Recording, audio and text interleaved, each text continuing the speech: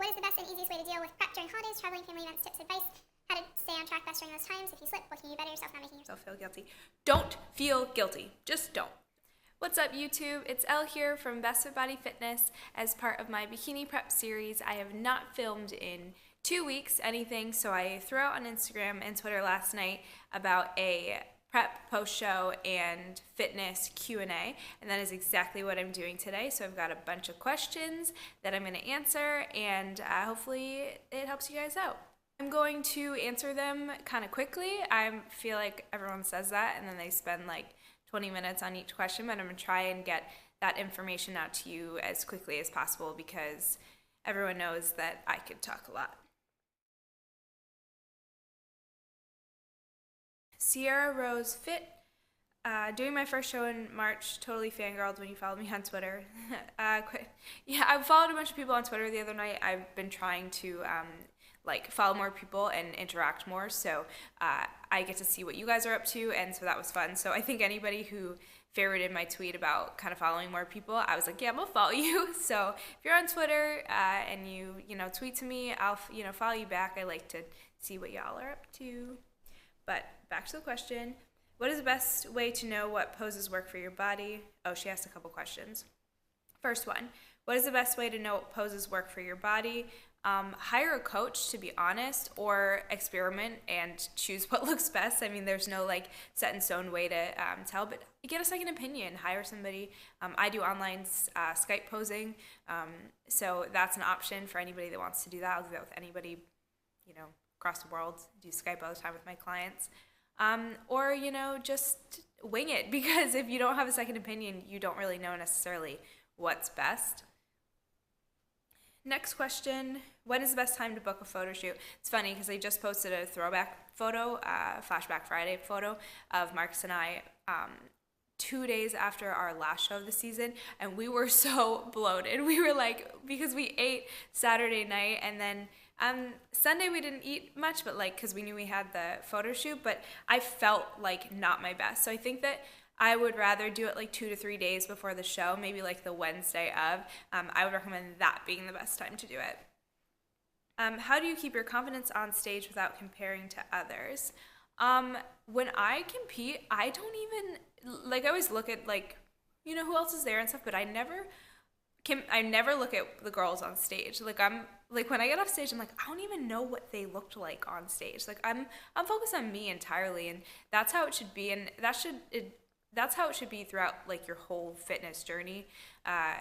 And so really just focus on you. It's your day. It's your time to shine.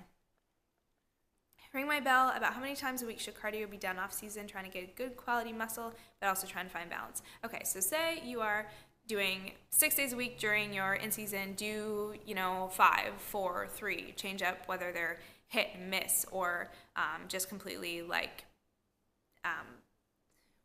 moderate. I think hit and miss are the two. You could do lists, low intensity, steady state, but that's walking, so just walk around, park further away from target, walk in, whatever. So just slow it down a little bit, depending on how much weight you want to put back on, and then depending on week to week. Yeah. Melissa Lynn Watson, what are some staples that saved you during prep? And your take on artificial sweeteners. Okay, so I have always used Equal. I know, gross. I just have always used it for artificial sweeteners. But I've switched recently to liquid stevia, and once I cut out artificial sweeteners, I actually got headaches for the first little bit, which was weird. And so that was kind of a sign wow, maybe you should not use as many artificial sweeteners.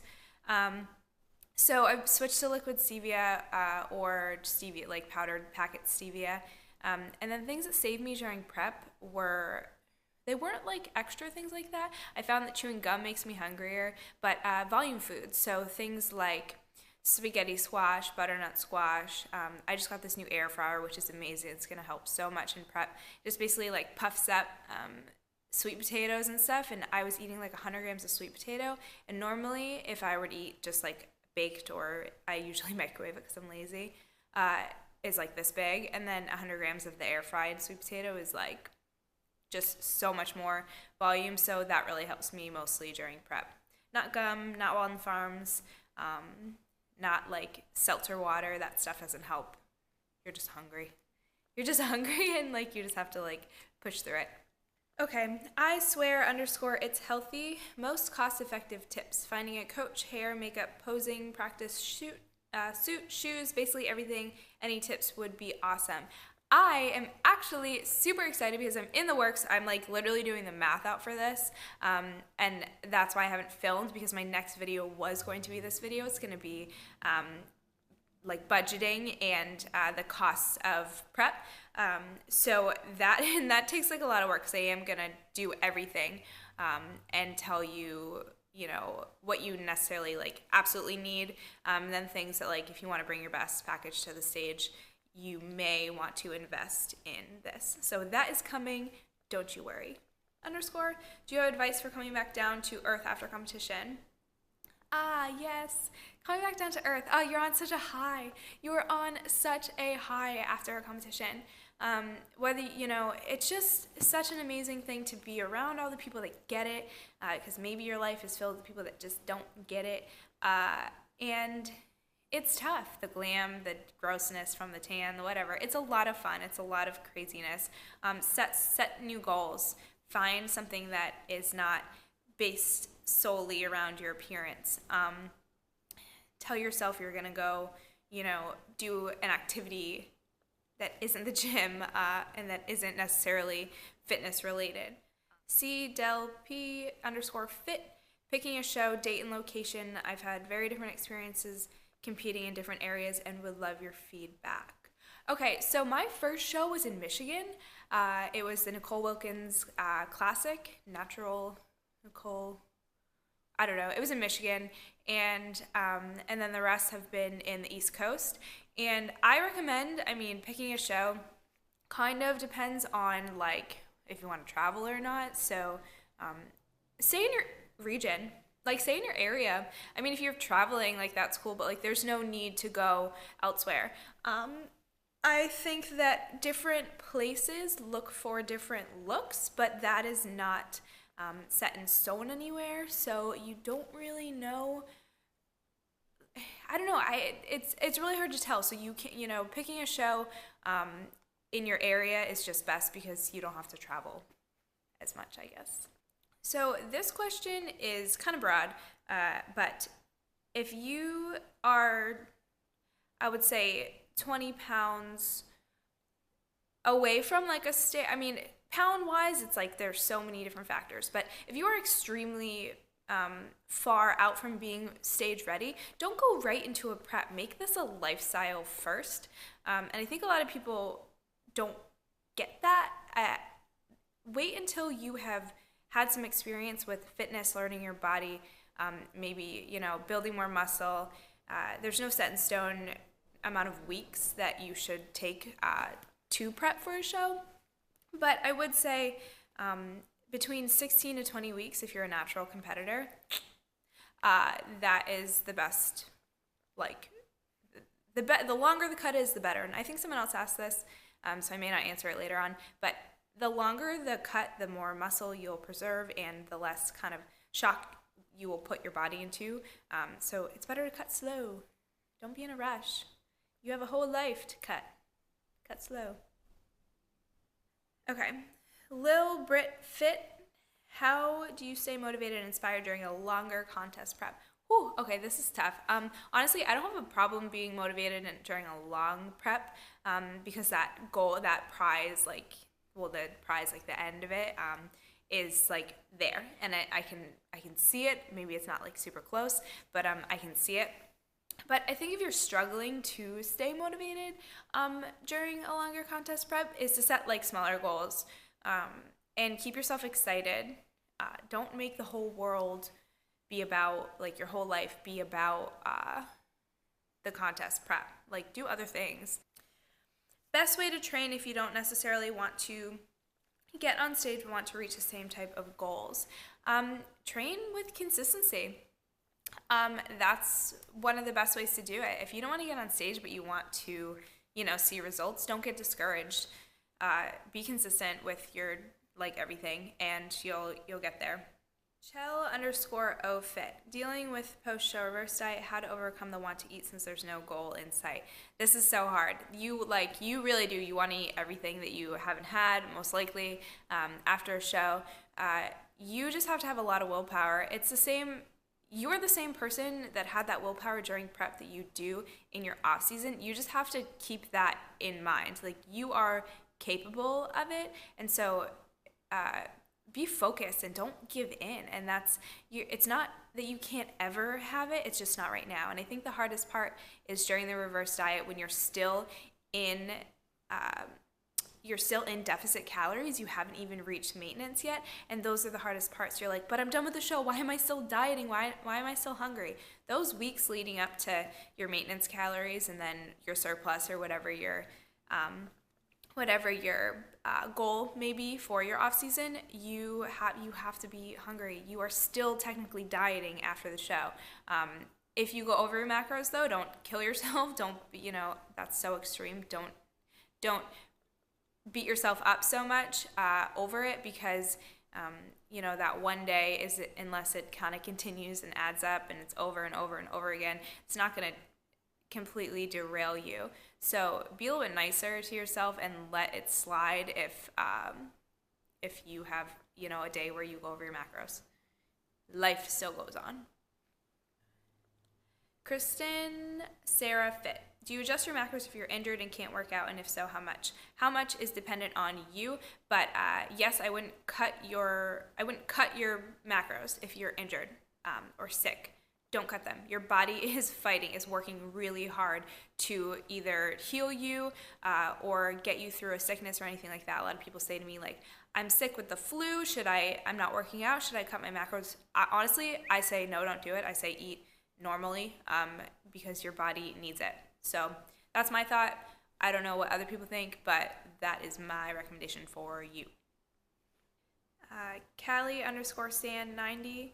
Are you going to have a cheer squad for the Arnold? I'll be there to cheer you on. What cut of bikini do you advise? I did do in my competition bikini video, I do talk about suit bottoms, so check that out. I'll put that in the description box. You can link to there. Are you going to have a cheer squad for the Arnold? I'm going to have my mom, my dad, and my boyfriend there. And then whoever else I meet, I'm super excited. I cannot wait. It's like 14 weeks away. Not in prep yet. I can't freaking wait. It's going to be so fun. So hopefully I get to meet some of you guys. Let me know if you're going, and we'll take lots of pictures and have a lot of fun. It's going to be great. Tamer Time 87. Are your cheat meals tracked, or do you just eat untracked? And if so, how do you measure progress? Do you weigh yourself after? Okay, so this is cool.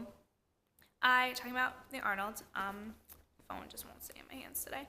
I do a refeed once a week, and so I'm working with a new coach. As most of you guys know, my mother has been my coach for my first year of competing. We came to terms that for this Arnold prep, we wanted someone on the outside. So I'm working with, and just because she's my mom, and she wants to be my mom, and I want her to be my mom too, and we just felt like we both agreed on this, that it would just be better if someone else handled that. Our relationship is important to us, not that it doesn't work, but we just wanted to do something new. So I'm working with Brandon Ferrari, and he is who I suggested Marcus work with for his prep, and he's still working with him because I trusted him. I knew that he utilized flexible dieting, less cardio, more food to reach the optimal results. He would never push drugs on me. I don't think he's ever worked with a bikini competitor before. He's worked with a lot of physique and bodybuilders, and their conditioning is unreal, and so I'm excited to see what he and I do together. So I send him daily photos and a daily weigh-in. This may be too extreme for some of you. I was nervous about it when Marcus did that with him for his first prep. I was like, how on earth do you do that? But I have learned that my number on the scale is like, some days it's up, some days it's down. My worth is not based off of that. Like, if I'm 2 pounds up today, either it's because I'm like, oh shit, like I went over my macros yesterday, or I'm like, cool, like this is an indication that what I'm doing is working, especially during the reverse diet. I take daily photos, like this morning, like he gets my pictures every morning, and my weight, and he gives me daily macros. So I wait for an email back from him every day about what my macros are going to be, and I get a refeed, every Saturday right now, and then throughout prep it'll be different. We'll see. But so the question, I just kind of went off on a tangent, and I don't remember what the question was.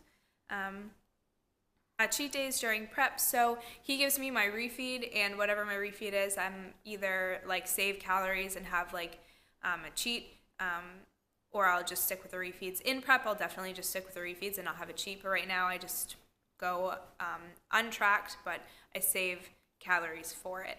And a lot of you ask, so when I was doing my own, and even when I'm doing this, if I have a cheat, I don't track it. Like if I want frozen yogurt, I go and I have it. I don't bring my scale. I don't try and estimate it.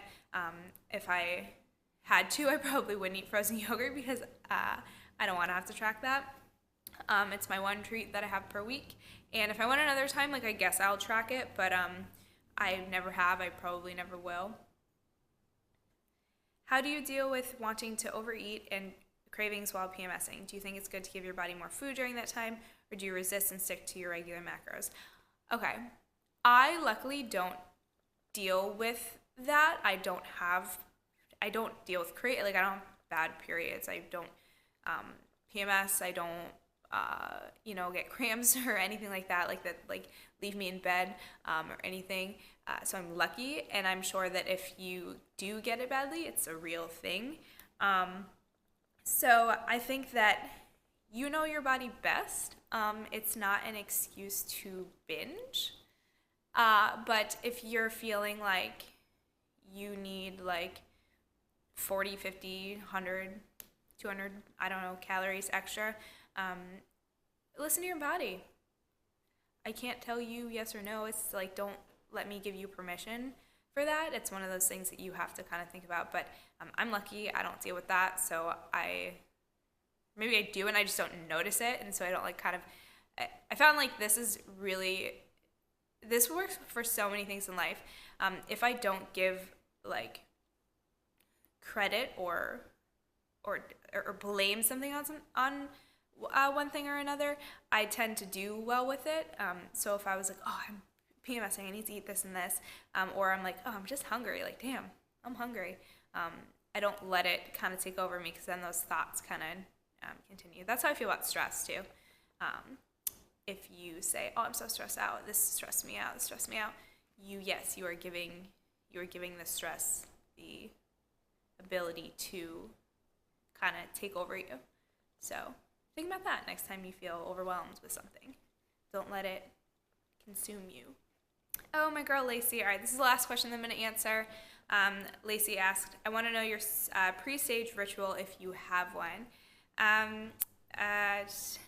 Pre-stage ritual, I don't know, like I'm a very calm competitor. I am backstage, I am having fun. I like to take a little bit before I get on stage, and I just like relax. Like I put my phone away, I like lay down on my suitcase, like propped up like against the wall. I don't know, I don't really have a ritual. I make friends. I find it very calming to get to know the girls I'm in line with and get pumped up for the stage that way. So no specific ritual. I don't pray. I don't do anything that crazy. I always have some sort of candy, a little sugar rush before I go on stage. And I just do something that's going to make me happy. And a lot of the times that is just making friends and talking to people, because this girl likes to talk. I think that's about it for this Q&A. I have talked for quite a bit of time, so hopefully I answer some of your questions. I love doing these because there's questions that I'm asked over and over again, and I want to get some info out there. The next video, like I said, is going to be about cost of competing, literal and figuratively, probably. I'll probably talk about like costs for you But until then, enjoy this Q&A. Give me a thumbs up if you liked it and found it helpful. And I'm going to start prep soon, like I think on Monday. And so by the time this video is up, I'll probably be like cutting. Yeah, probably. So thanks for watching and love you guys.